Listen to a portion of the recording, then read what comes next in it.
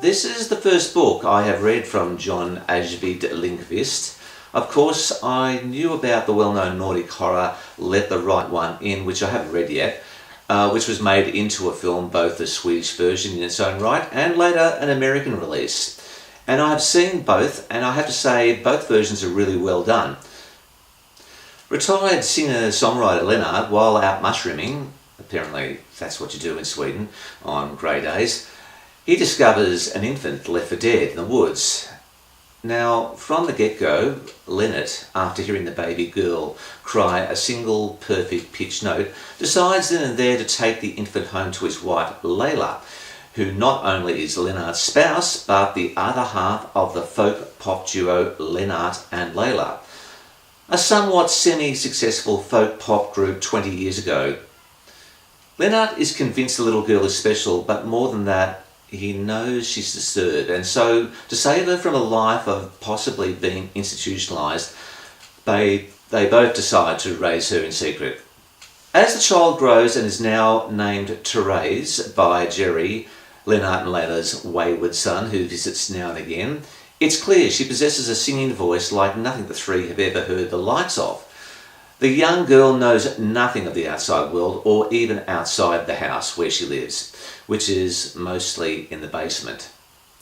The book also has a parallel story running simultaneously of an introverted girl called Teresa, roughly the same age as Therese, who is the youngest of a relatively normal working class family. Not born with the beautiful looks or angelic voice of Therese, she finds solace in poetry as she becomes more and more alienated from family and friends due to an increasing schizoid-like personality. But through experimentation and a reply on a poetry forum, she replies to a thread and completes a poem started by Therese. Through feedback and encouragement, she starts to develop the beginning of some minor talent in poetry writing. Now, it's at this point in the story you start to realise that it's obvious these two will become friends. Now, there are several strong themes in Lindqvist's novel, and the way that anxiety and depression has increased over the past 20 years, affecting our young more and more. And I have to commend the author for the compassionate way Teresa is portrayed. Someone who is bullied, unattractive, and full of self-loathing. There is such a visual description of an anxiety attack being experienced by the 12-year-old. I shall read. At first, she thought it was a storm cloud that had drifted over and blocked the sun. The feeling was so strong, but the sky was virtually cloudless, and the sun was pouring down its light over the world. So how come the gravel track stretching out ahead of her disappeared into the darkness in the distance? After all, she knew the stretch very well. 200 metres along the flat, then up a hill, then the field where the sheep were, then a gentle slope down to the main road. But that wasn't what she could see now. She could see a track leading towards the great unknown, surrounded by vast expanses upon which her feet had never walked. Another theme in the book was how a simple action can change the rest of one's life and what course it will take from then on. And lastly, what makes a psychopath? Is one born with regions of the brain where emotions, inhibitions and attention are affected? Or is it nature versus nurture, and how the environment may influence this disorder? This theme is explored with the characterisation of Therese, who clearly comes across as an emotionless psychopath, and Teresa, who quite possibly may be turning into one. In some of the Goodreads reviews I have read, some readers of Little Star were a little let down by Teresa's story, probably in comparison to the morbid and violent Therese, whose abnormal upbringing and insane demeanour was a far more exciting and unconventional character. But for me, the unattractive, depressive Teresa was what made this unusual novel.